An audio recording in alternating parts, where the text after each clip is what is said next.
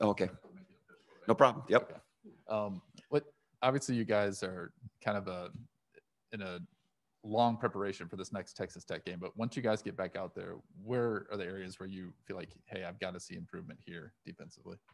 Where we need to see improvement, obviously by judging by results, I'd say just about everywhere. I don't think there's anywhere that we can't improve. So we've been spending this week. We tried to identify some things that are tripping us up defensively, schematically, one of those areas, and trying to fix those things that have been happening. Obviously, we also are using the week to we just got to become a more physical minded defense, and we've been trying to improve in that area as well, just on a daily basis. So, and then we've been sprinkling in some Texas Tech preparation, obviously. So I feel like we've got a pretty good head start, at least on the basics versus Texas Tech, and we'll be able to jump into it Sunday night when we get going again. Is there a way you can kind of measure the physicality part of it, as far as, like, you say, we need to get more physical? How do you what do you notice? What are you looking for in practice? Well, I guess some of that is just the physicality of coming off the ball, of taking on a block. How are we doing that? Are we winning the line of scrimmage? Are we getting knocked off the ball? When we get a chance to, frame up and tackle somebody, are we doing that in a good way and stopping momentum? When we get a chance to, when we have to take on a block, are we taking it on with authority? Are we shedding? Are we, those are the kind of things. But it's up front, it's we got to get off the ball, and we got to win the line of scrimmage better than we're winning. So I know our defensive line. They've been a lot of time on just ball get off, and how am I getting into that offensive lineman? What's my body look like? What's my pad level look like? So we're doing a lot of drill work in that area for sure. You guys as a staff have kind of been through this type of rebuilding process before at Buffalo. As you're going through it here in year one, are there lessons from 4 or 5 years ago that you find yourself going back to? Yeah, one of them is just to try to have some patience and recognize it is a work in progress, and it's not something that's going to get solved tomorrow necessarily. And so I'm not discouraged with our players at all. I'm discouraged with the results, and the frustration might be with some of that, but it's not with our players. They continue to show up every day. They work hard. They're coachable. They're not, from what I can see, they're not down. They haven't given up.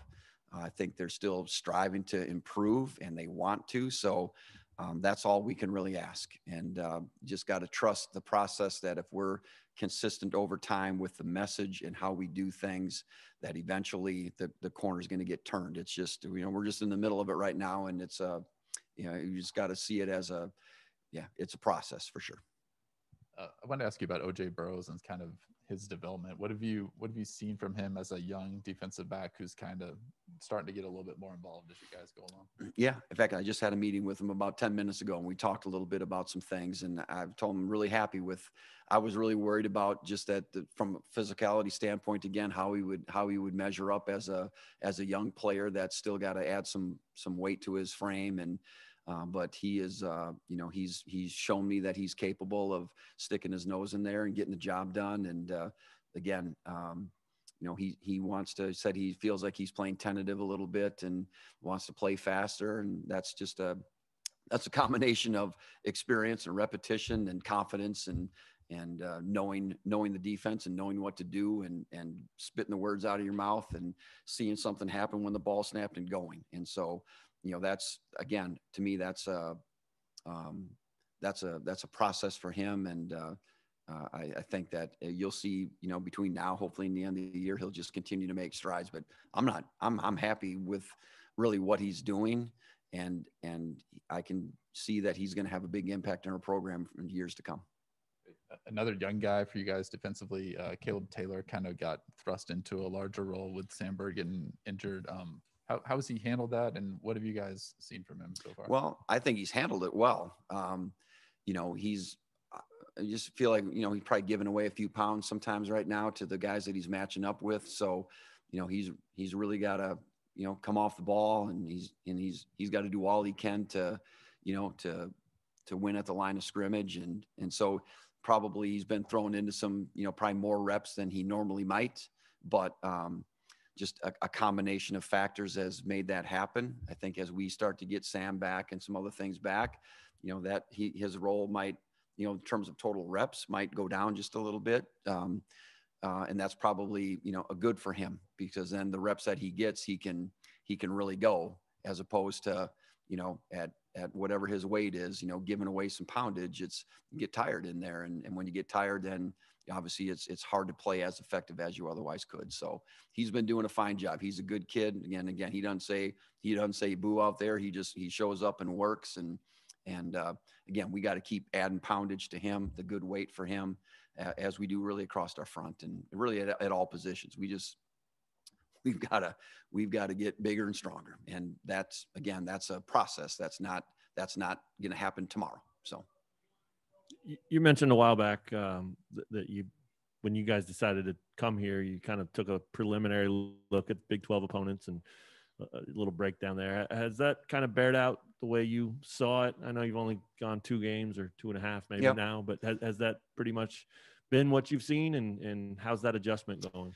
Well, I think, the perception of the Big 12, maybe from the outside, is that it's spread out, pass happy, all this stuff. And quite honestly, in the 2 conference games we played, it's been a lot of 12 personnel and run the ball. And maybe that's just because they think they can do it versus us. But it's that part's been a little bit, I don't know, surprising, but there's been a little bit more of that than I would have expected. And it's a little bit more like, some things that we've been used to. So now we obviously play some teams that are going to probably operate a little bit differently, but everybody seems, when we play them, they want to get in some heavy personnel sets and try to just bring it at us a little bit. And so we've got to adjust and, adapt to some of that as well.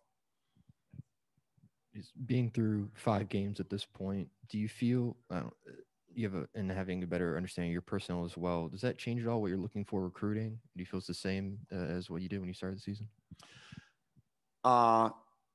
No, I think we're always looking for recruits that are going to improve the roster, improve that position. Does he make, if we're looking at a defensive end, will he improve the defensive end room compared to what's there now? I think that's going to be the same, even, down the road when we are really doing well. We're still going to be, you're always looking to find better than your current situation. So I think like I said, I love the players that we have, but I think we also understand that we've got to continue to upgrade, and those are the guys we're looking for.